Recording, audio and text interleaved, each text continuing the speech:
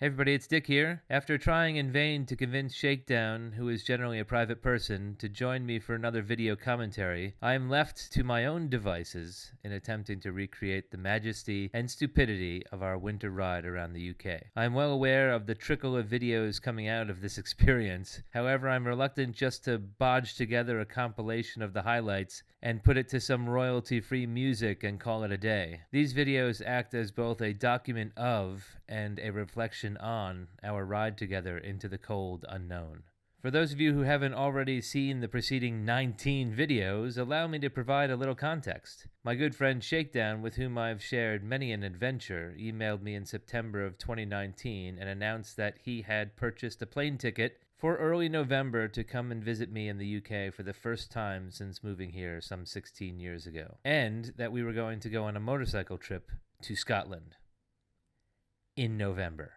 For more on the trip and its background, I encourage you to watch the rest of the series on this channel. Suffice it to say, it was an adventure. By the fourth day of our allotted 8-day trip, we had only reached our revised destination of the Isle of Skye. We had been enduring a cascade of electronics failures, leaving us with only one working microphone on our comms and no satellite navigation, which lent a bit of old-school character for the trip. Our revised plan included finding accommodation on Skye for the night and then touring most of the island the next day before turning back towards home. What we discovered was that the Isle of Skye in November is essentially closed for business, again forcing us to rethink our plans and look for accommodation off-island. This is where we again join our intrepid travelers at the point in their trip where they must turn back towards home. And it is this turning back that I'd like to consider for the rest of the video. One of the elements of a motorcycle trip that I truly enjoy is the balance between ambition and reality. None of our trips can ever be booked all in advance. If we sat down with a map and booked a string of hotels and campsites for each night along our itinerary, we would be out of pocket for canceled reservations from the off. The unknown is what draws us to this type of trip.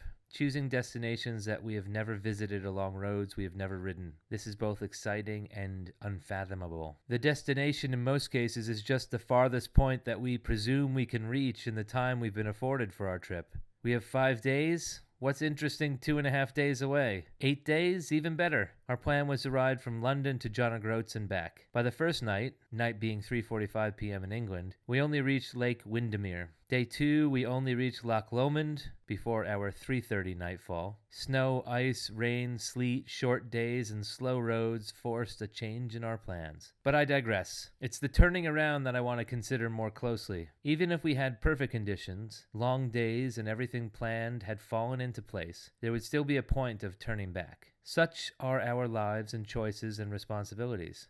There are a small few who for a time choose to keep journeying, but that is not us. Even on trips that have taken me months to complete, I find my way back home, and I am lucky for that. But what is it about the turning around that weighs so heavily on me during a trip? Logically, I know that the turning around still marks an equal number of days left than that we have covered.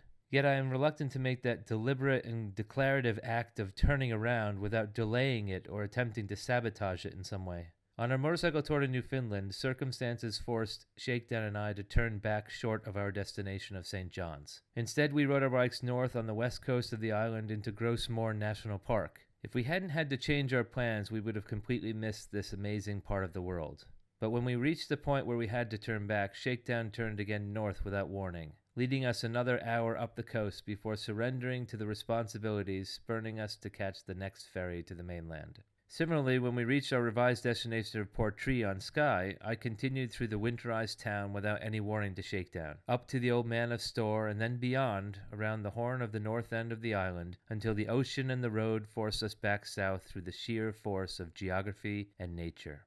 The melancholy of acknowledging the end of a trip is something I haven't yet been able to rationalize or combat. Despite a lifetime of traveling, the turning back remains a cloud over my head like a cartoon character's pathetic fallacy. It is this reluctance to accept the end of a trip that has, however, spurred me to spice up the second half and the tail end of a journey choosing routes and intermittent destinations that would avoid a simple retracing of our steps or an uninteresting and arbitrary loop to round out the trip. The proactive choices one makes to climb out of the emotional valleys can and often does make the latter part of a tour more memorable. Even if the route simply backtracks over roads already covered, the turning back makes me fearful that I will be blind to the scenes and scenery that stirred my blood when I first experienced them. Is there such a thing as familiar majesty? Can one become numb to the awe and beauty of snow-capped mountains, cascading rivers, wind-swept moors, or the white-capped waves of a gray-green sea? I've yet to experience indifference towards nature, but I hold a nervous fear in the pit of my stomach and in the back of my mind that one day I might. This bad feeling mirrors the feeling I get at the turning back. I suppose it is also the feeling I get when I fear that I may have missed something important on the trip.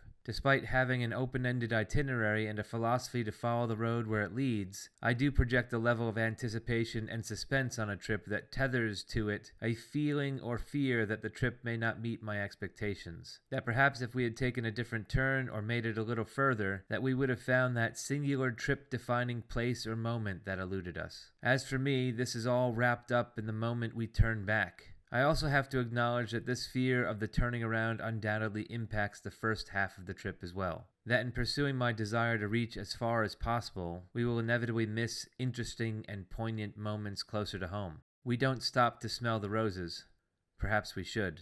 The risk, too, at the turning home is allowing yourself to succumb to the negativity that comes with seeing the end of your trip. It is near to the feeling one gets on a particularly sunny and pleasant Sunday afternoon. The moment of dread, that this perfect carefree moment, laying in the soft green grass with your love's head resting gently on your arm, will end, and end soon. Your body unconsciously tenses, sending ripples of dread into your love's own restful peace, and now quiet rumblings of responsibility and gentle fear that you may have missed something begin to rise deep in your gut. The sun is still shining, the grass is still cool and soft under the weight of your body. Hours separate you from the impending responsibility of the week, yet in your mind, the weekend is over. Anxious energy spurs you to gather the remnants of the picnic that you enjoyed moments ago and rush home to cap off any lingering chores or things that must be done in order to start the week. We in the Whistles household call this feeling PIX. It comes from the days of my youth when I opted to stay inside on a sunny weekend watching crappy B-movies instead of going outside to play. These movies were usually on the USA Network or most likely WPIX Channel 11. It was only at the closing credits of a particularly shit movie did I realize that I had squandered my weekend and would soon be back in school, and more often than not without having done my homework.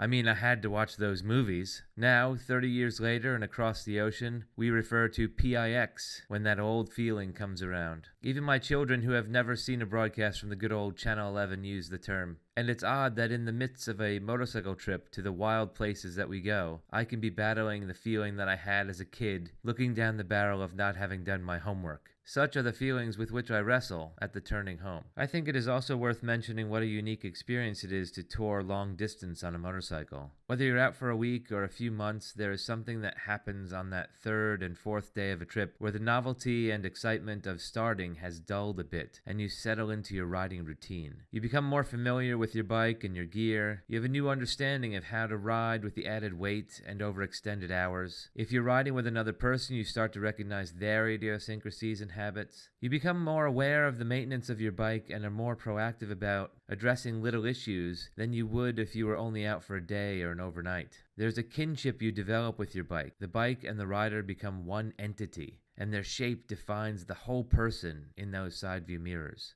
Shakedown was riding one of my bikes on the trip, but on the trip, through the mirrors, watching the video footage back, and even glancing at the bike now in the drive, that bike remains his. I mentioned that we don't stop to smell the roses. That means that we're in the saddle for hours on end. So long in some circumstances that I have sea legs when I finally climb off of the bike after a good clip. And being off of the bike is unfamiliar. Tromping around in full gear and boots, setting my helmet down somewhere it won't fall or get damaged. Even after settling in for the evening and having showered and changed my clothes, I feel a pull back to the bike and the road. On a tour, I'm most content when I'm riding the bike. It is this progressively growing confidence through the passing hours on the bike that make the turning around sting that much more. Just as the melancholy of turning back looms, there is another shift in thinking that inevitably follows, albeit after some mental calisthenics. It is the exhilaration of the second half of the tour. This second half is even more mysterious and potentially adventurous because there really is no plan. It is a product of ambition and desperation to resolve the trip to a coherent whole. Whatever circumstances or choices that led us to the point of turning around have now deposited us on the orphanage steps of possibility. Do we need to salvage a missed opportunity, or do we need to prolong or reach beyond an already successful tour? And once I'm through the doldrums of gloom surrounding my perception of turning home, I welcome the change. Applying the lessons learned in covering the icy, twisty, dark mountain roads gave us a guarded confidence to push our limits and see if we couldn't extend the adventure just a bit more. An unexpected rise in temperature by 2 or 3 degrees, a change from snow and frost to freezing rain, combined with the lack of accommodation, saw Shakedown and I cover the distance from Glasgow to Skye in one long day well into the night, a journey which had taken us the better part of 2.5 days on the way up. This stroke of bravery, stupidity, and luck gifted us with an extra day to find new roads home. We got 3 more days! The full experience. The full experience, baby! We've done every type of riding. No doubt. Night, day, snow, rain. If you like that video and you want to see more like them, hit like, share, and subscribe.